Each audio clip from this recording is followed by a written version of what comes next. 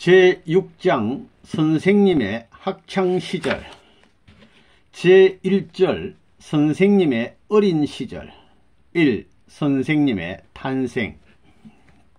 선생님은 1920년에 태어났습니다. 그때 한국의 정세는 비참했습니다. 그때는 일제강점기로서 제일 비참한 시대였습니다. 선생님의 일생은 역사적으로 대변천의 세월이었습니다. 환난시대에 태어나서 환난시대를 살아가고 있습니다. 나라를 보면 일본에 예속되어 있었던 혼란의 시대였습니다. 1920년은 김인현 만세 사건 이후였고 또 그때는 몇 년 동안 흉년이 들었습니다. 선생님이 뱃속에 있을 때 선생님 어머니는 송기를 깎아 먹기도 하고 지냈다는 말도 들었습니다. 하나님이 선생님을 사랑하는 것 같은데 태어날 때는 제일 환난 가운데 몰아넣었습니다. 이러한 것이 다 역사입니다. 선생님이 탕감법을 알기 때문에 이러한 것을 다 이해하지, 안 그러면 그거 다 거짓말이라고 할 것입니다. 2. 믿음 속에서 성장하심. 선생님은 북한에 있는 한 지방의 착실한 유교 가정에서 태어났습니다. 10여 세 때 전 가족이 기독교로 개종하였습니다. 개종과 더불어 깊은 감명을 받았습니다. 이 새로운 신앙에 애착을 갖고 이전에 그 누구를 사랑하는 것보다 더 예수님을 사랑하였습니다. 선생님은 16세 때에 비상한 경험을 하였습니다. 부활절 아침 오랜 시간의 눈물 어린 기도 끝에 예수 그리스도께서 선생님에게 나타나셔서 많은 계시와 교시를 주셨습니다. 예수님은 심오하고도 놀라운 것들에 대해서 많은 말씀을 해 주셨습니다. 고통받고 있는 인류 때문에 하나님께서 슬퍼하고 계신다고 말씀하셨습니다. 그리고 지상에서 하나님의 역사에 대한 특별한 역할을 해달라고 요구하셨습니다. 3. 어린 시절의 자연 탐구. 1. 자연에서 배우다. 선생님이 어렸을 때 자란 마을은 시골이기에 계절이 바뀔 때마다 철새들이 찾아들고 계절마다 다른 꽃들이 가득 피어나는 환경 속에서 성장했습니다.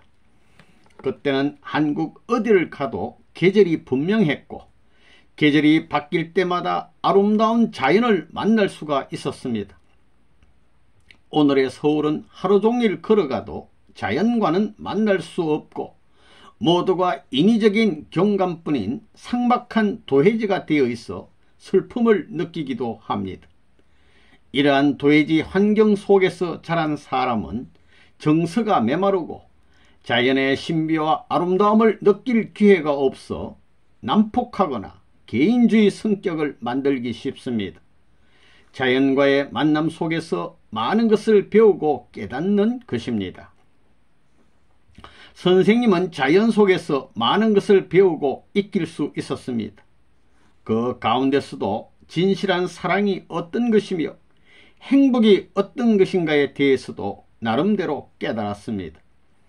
학교 교육보다 더욱 근본적인 것을 배울 수가 있는 것이 자연의 세계였습니다.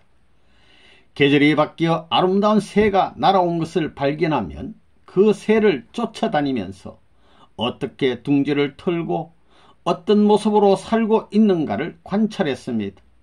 어떤 때는 새 둥지를 찾는데 일주일이 걸리기도 했고 새가 알을 낳고 새끼를 까는 것을 보기 위해 열흘이 넘게 걸리기도 했습니다. 어미를 닮은 귀엽고 예쁜 새끼를 보고 있으면서 하나님의 신비와 사랑을 깊이 확인하기도 했습니다. 옛날 시골에서 살았을 때에 내가 제일 싫어하는 것은 소 꼴 먹이러 가는 것이었습니다. 그것이 처음에는 싫었는데 깨닫고 나서는 소를 참 사랑하게 됐습니다. 소는 오후가 되면 오후가 되면 시간이 된 걸 뻔히 압니다. 그런데 나는 장난치고 계속 놀았습니다.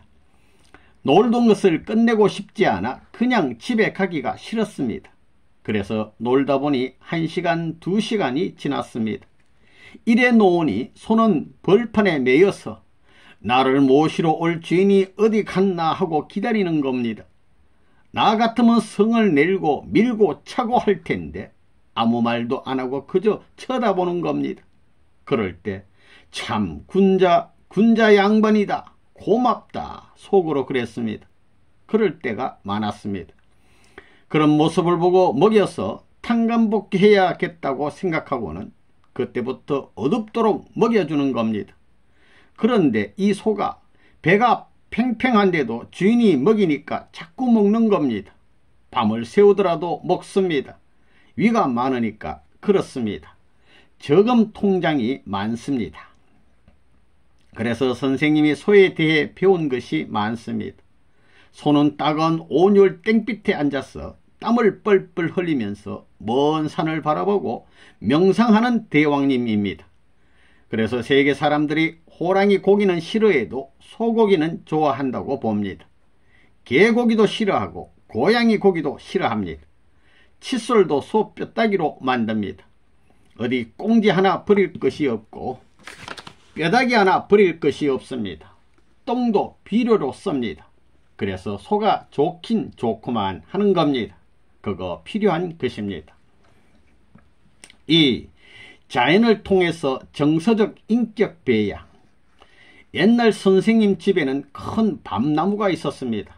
한 200년 된 밤나무인데 아주 아름답습니다.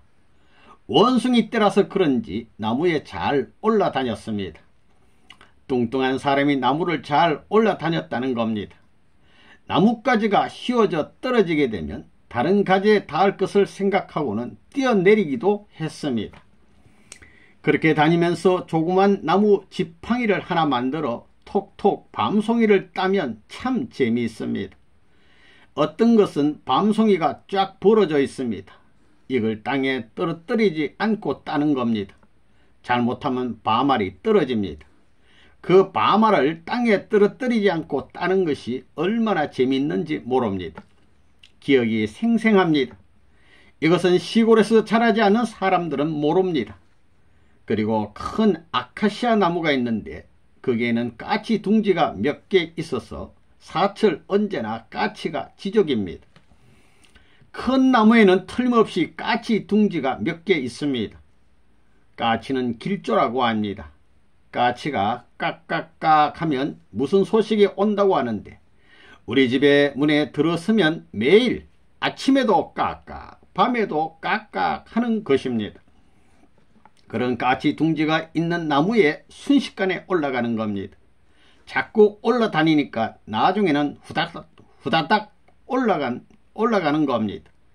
이 까치의 생태를 보면 참 재미가 있습니다. 까치의 둥지를 보면 벌써 금년에는 바람이 어디에서 어디로 불겠구나 하는 것을 압니다. 동풍이 불겠다 하면 방향을 딱 달리해서 들락날락 하면서 구멍을 딱 내놓고 나뭇가지를 끌어다가 둥지를 칩니다. 누가 가르쳐 주었는지 글작품을 만들어 놓습니다. 이것은 나뭇가지로 엮어서 만들었기 때문에 비도 새고 그렇습니다. 그러나 참 신기할 정도로 비가 오면 한 곳으로 흐르라고 끄트머리를 한 곳으로 대가지고 비가 집으로 떨어지지 않게 하는 것입니다. 끄트머리를 댈 수 있는 대로 그렇게 모아 놨더라는 것입니다. 비가 내리면 이 빗물이 그쪽으로 떨어지게 하는 겁니다. 이걸 누가 가르쳐 주었는지 참 대단한 솜씨입니다. 우리 인간들도 그런 집을 지으려면 아마 몇 년은 배워야 될 것입니다. 그런데 나뭇가지를 입으로 물어다가 쑥쑥쑥 이렇게 하는 것입니다. 그리고 둥지를 털고 얼마가 되면 알을 까게 되는지 압니다. 까치의 알을 보면 파르스름한 줄이 엉켜 있습니다.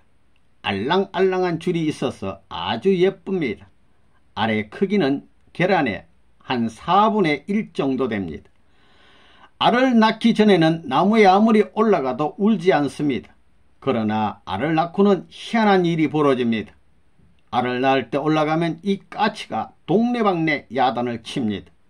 그러면 동네 주변에 있던 까치떼가 와서 그걸 시위하는 겁니다. 그런 것이 참 재미가 있습니다. 그런 취미가 있습니다. 그러니까 새들의 생태에 대해서 혼합니다. 그렇게 한번 올라가면 하나를 낳고 그 다음에 올라가면 2알, 3알이 있고 많이 날 때는 12알, 13알까지 낳습니다. 그런데 아무리 왔다 갔다 해도 피해를 안 주고 익숙해지니까 쑥 올라가면 또 왔구나 하고 인사를 합니다. 깍깍거리며 인사를 하는 겁니다. 둥지 근처에 가도 다른 해코지를 않고 그냥 내려오기 때문입니다. 비가 오든지 하면 안 올라갑니다. 그러면 내가 어디에 쓱 나가게 되면 어디에 있다가 그러는지 깍깍깍깍 하고 신호를 합니다. 왜 안 오냐 하고 말입니다. 그렇게 사람을 좋아하더라 이겁니다. 그거 거짓말이 아닙니다. 그리고 까치가 새끼를 까면 어떻게 하느냐. 그 나무 더미가 있는데 데다 둥지를 만들어 가둬 놓고는 먹이를 물어다가 먹이는 것입니다. 그렇게 새가 자기 새끼를 사랑하는 걸 보면 우리 인간이 자식을 어떻게 사랑해야 하는지 배울 점이 많다는 것입니다. 이 새끼가 날아다닐 수 있게 되었는데도 내버려 두지 않고 그냥 먹이를 물어다 먹입니다. 이걸 내가 한 마리 한 마리 낳아주는 겁니다. 오늘은 내가 너에게 제일 좋은 일을 한다면서 다리에다 고무줄을 길게 매서 날리는 것입니다. 짓궂게 그랬습니다. 그래 놓으면 이 까치가 얼마나 좋아하는지 모릅니다. 이 새가 파라륵 날면 어느새 어미가 와서 데리고 가려고 합니다. 그런데 이 새끼가 날아가다 고무줄을 매놨으니 별 수 없습니다.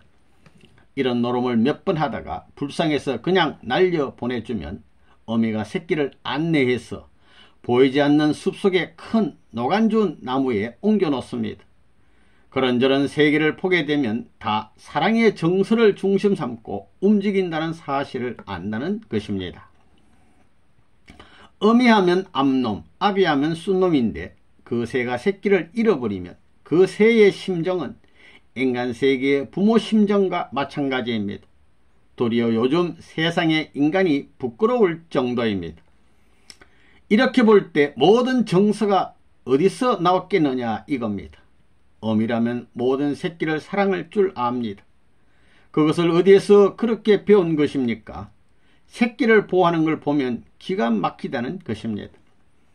그렇기 때문에 선생님은 하나님의 사정을 알고 역사의 사정을 알고 세계의 모든 사정을 통하고 미래 인간의 사정은 이럴 것이다 하는 것을 예상하고 그것을 그려가는 것입니다.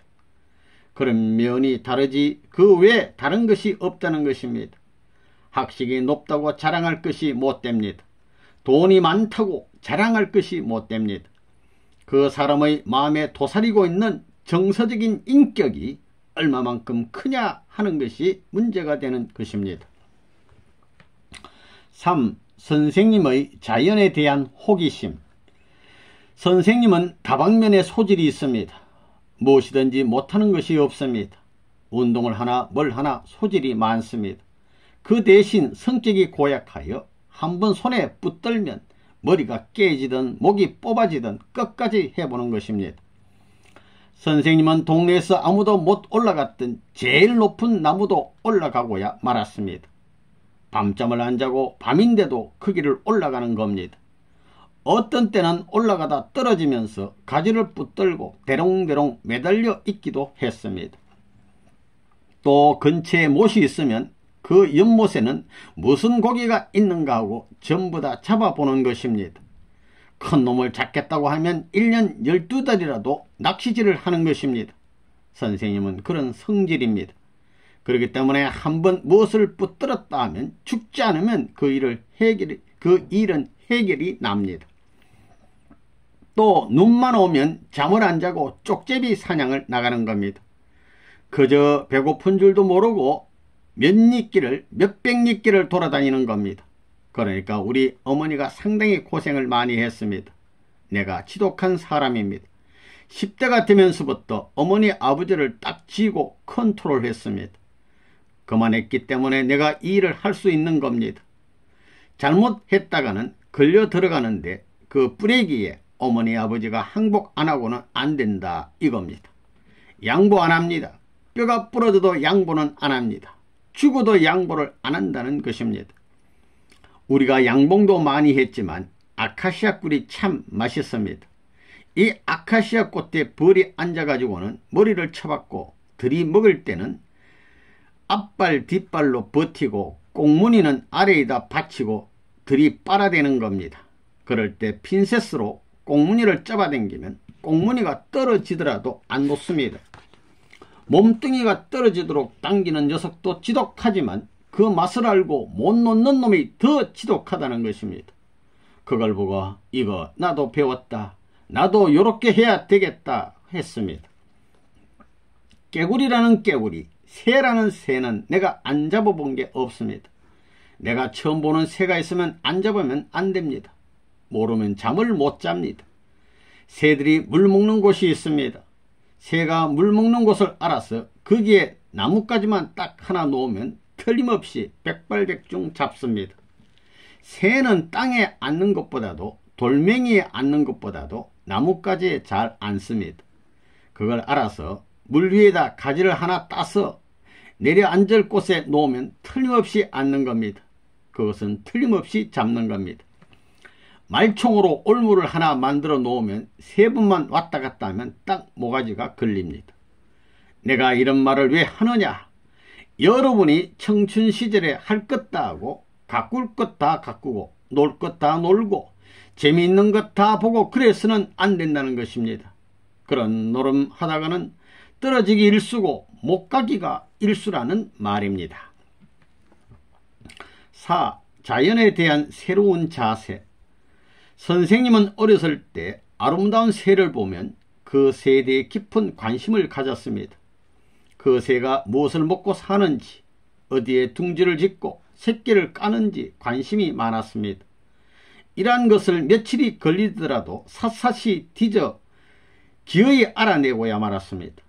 또한 풀도 수백 종류를 채집하여 어떤 것이 독초고 어떤 것이 약초인가 또 그 구조는 어떻게 되어 있는가 하는 것을 알아보기 위해서 열심히 연구하였습니다. 선생님은 자연을 볼 때마다 하나님께서는 이 모든 것들을 어떻게 지으셨을까 하고 깊이 생각해 보았습니다. 토토리 나무나 여러가지 풀잎을 보면 이것들이 어떻게 만들어졌을까 하고 생각하노라면 이 모든 것이 신비스럽기가 한이 없었습니다. 여러분이 돌 하나라도 만들어낼 수 있습니까? 선생님은 뱀도 수없이 많이 잡아보았습니다. 우리는 무엇이든지 사물에 대해 많은 관심을 가져야 됩니다. 그리고 그것에 대한 내용을 알고 나서야 비로소 그것을 지배할 수 있는 것입니다. 우리가 자연이 갖는 그 본연의 가치만 알아도 말할 수 없는 복을 받는 것입니다.